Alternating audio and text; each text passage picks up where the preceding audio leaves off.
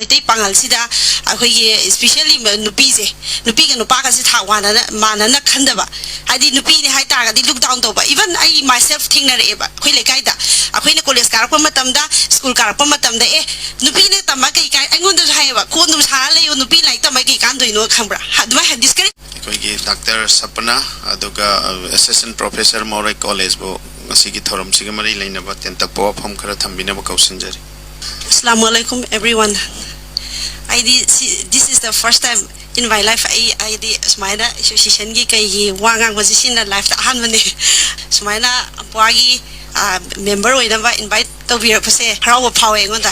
I'm extremely happy kai gi no ina harawa phawe si habada I got the platform to do something for the weaker section of the society keno sing orphan sing adegi kana laijadraba laitalai singi keno ma tawba yabagi platform ama phange through this association habidi akhoi hana aiso hana dagi adum dream tawjeiba adi akhoi muslim se maroina nupi especially nupi se am thina ke hatare akhoi keno to loina leba low status ta lei adum any each and every field id keno medical tamba boiro professional oiro university da lak masing yam nemeba adu moi gi damakta aina su khanjeiba akhoi se dum khara di tawnimbagi wakhan hana dagi leijaba to adu tawbadi ngamjadaba adu sigi haidi si association through the Kaikumba Karadi Tobangam journey, having Kanbada and Yam Harari sing a cisse.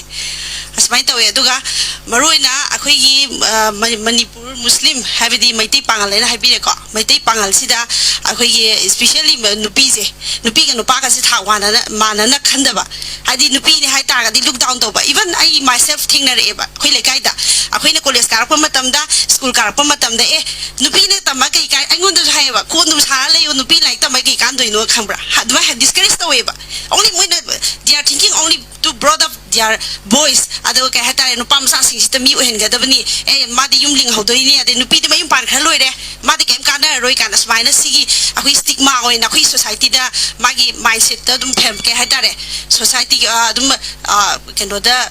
Billions to Igera, Adeswagi, Adam, Kanagna, Babazana, but Oigera, Lloyd Mac, my family, Nupaga brought up the focus to Nupido what, Pasumasimanuiti, Adana sees Hena, Kahatare, Adam, Akogi, Oscar, Canosing the Oscar sing the Salagane.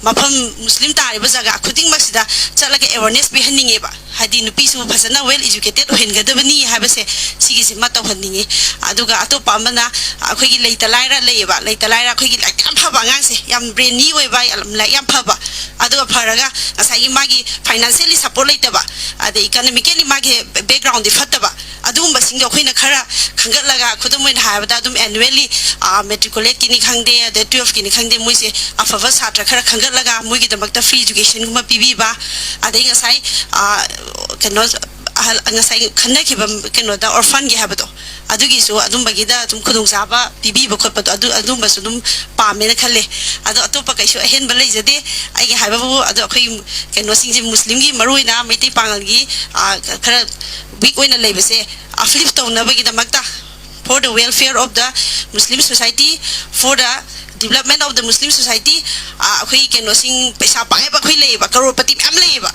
Adamakisi, selfish way Bahaga, Masaki property, Lipsana Bahonaba, Adi Masakaki, I don't know, I never Maggie family, Maggie wifey, I don't know, I never got a honaba. I do not be that 10% get or so. 20% get or so minus the Oraga. I will lady ba later line about the Satung Pintung the Mam say, Sida, Kitan contribution Piraga, Makuida Kitan dedicate the Oraga, a quick Kitan to Manana, Alahi the Supaba, at the plus a quick society is Supaba, at the minor character honey. I see Hiraga, Louis and Jarage.